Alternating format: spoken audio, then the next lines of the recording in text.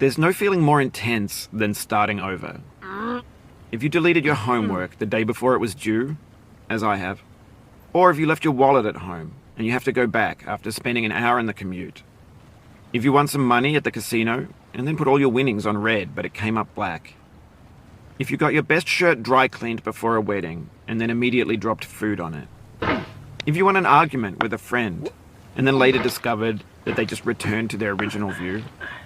Starting over is harder than starting up. If you're not ready for that, like if you've already had a bad day, then what you're about to go through might be too much. Feel free to go away and come back. I'll be here. Alright, thanks for coming with me on this trip. I'll understand if you have to take a break at any point. Just find a safe place to stop and quit the game. And don't worry, I'll save your progress, always. Even your mistakes.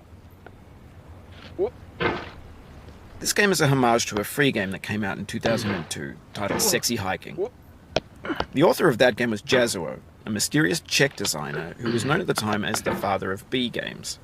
And B games are rough assemblages of found objects. Designers slap them together very quickly and freely, and they're often too rough and unfriendly to gain much of a following. They're built more for the joy of building them than as polished products.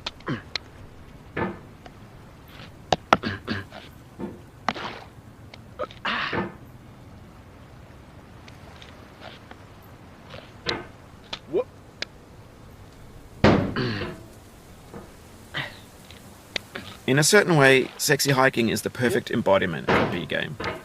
It's built almost entirely out of found and recycled parts, and it's one of the most unusual and unfriendly games of its time. In it, your task is simply to drag yourself up a mountain with a hammer. And that act of climbing, in the digital world or in real life, has certain essential properties that give the game its flavor. No amount of forward progress is guaranteed. Some cliffs are too sheer or too slippery. And the player is constantly, unremittingly in danger of falling and losing everything.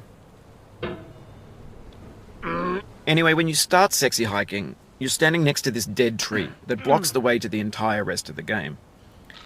It might take you an hour to get over that tree, and a lot of people never got past it. You prod and you poke at it, exploring the limits of your reach, and you climb them.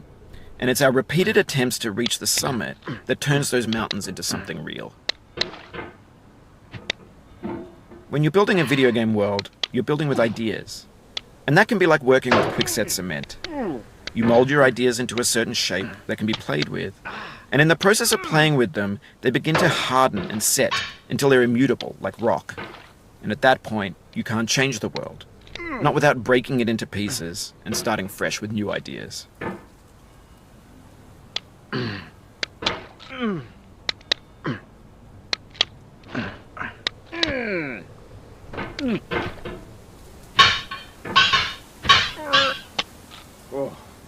Oh, you just lost a lot of progress.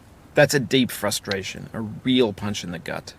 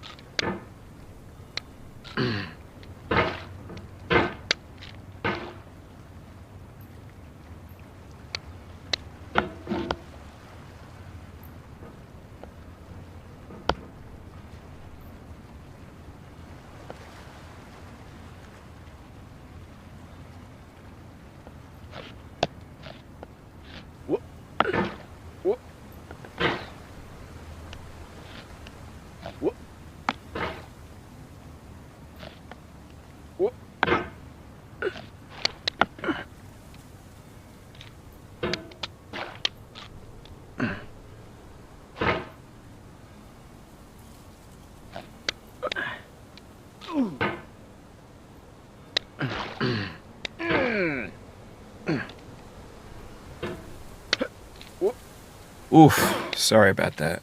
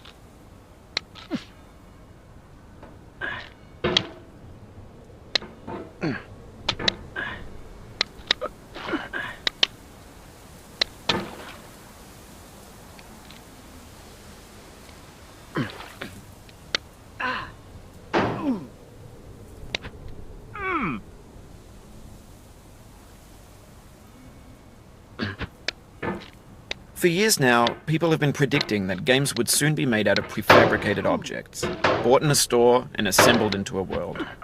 And for the most part, that hasn't happened, because the objects in the stores are trash. I don't mean they look bad or that they're badly made, although a lot of them are. I mean they're trash in the way that food becomes trash as soon as you put it in the sink. Things are made to be consumed and used in a certain context, and once the moment is gone, they transform into garbage.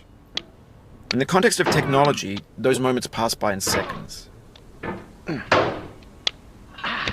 Over time, we've poured more and more refuse into this vast digital landfill that we call the internet. It now vastly outnumbers and outweighs the things that are fresh and untainted and unused.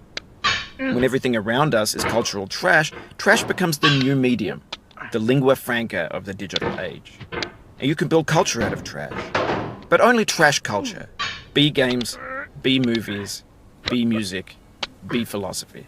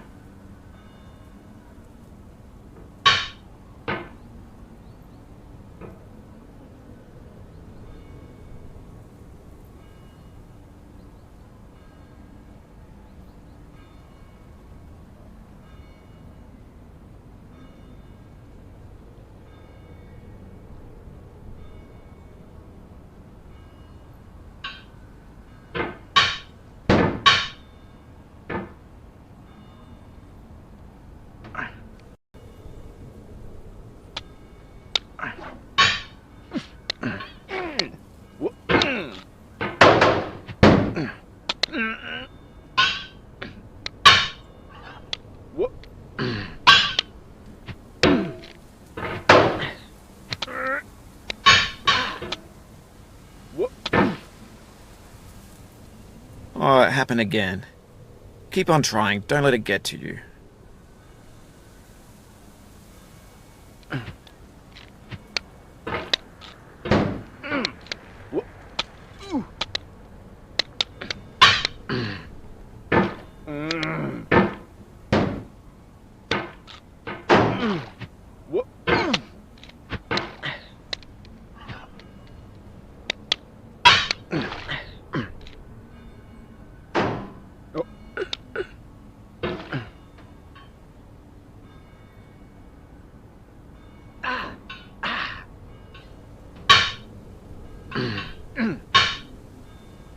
Maybe this is what digital culture is.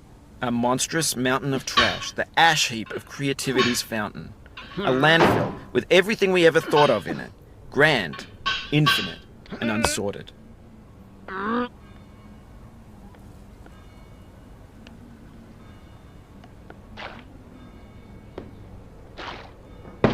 There's 3D models of breakfast, Gen X's fanfic novels, scan magazines, green screen Shia LaBeouf, banned snuff scenes on LiveLeak.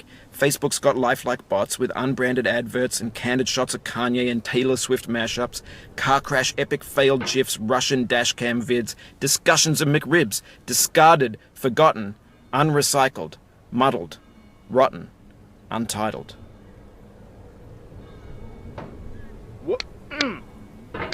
Everything's fresh for about 6 seconds, until some newer thing beckons, and we hit refresh.